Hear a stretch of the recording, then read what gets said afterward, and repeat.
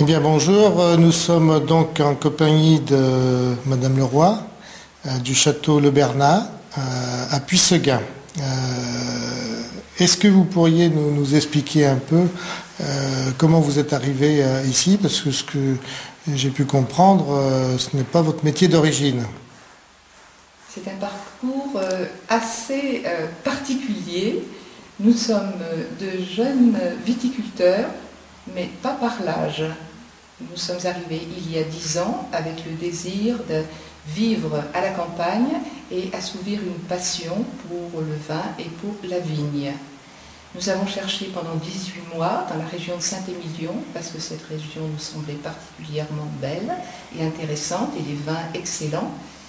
Notre propriété, 6 hectares, c'est une petite propriété. La maison est une girondine très classique, faite de belles pierres et de moellons.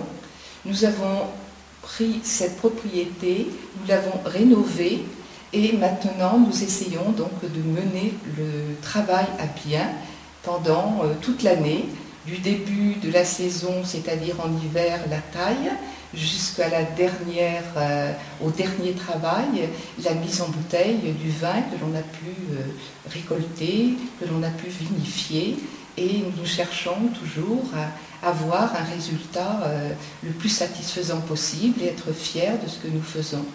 Écoutez, maintenant, donc, ce qui serait intéressant, c'est peut-être d'aller voir les chais et d'aller voir toutes ces barriques et bouteilles.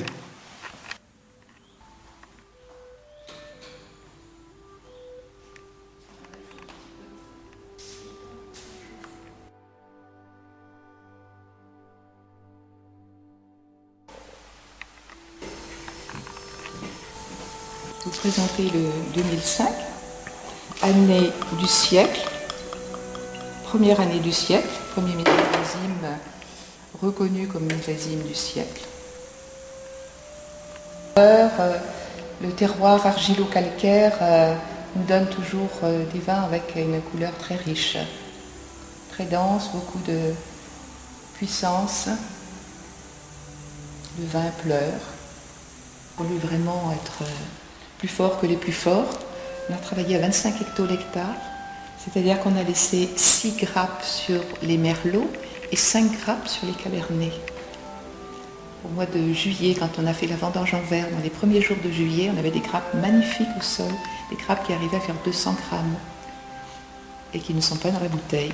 Au résultat, 25 hectolhectares, on était autorisé à faire 55 hectos. Vous voyez, une bouteille représente l'équivalent de 2 bouteilles.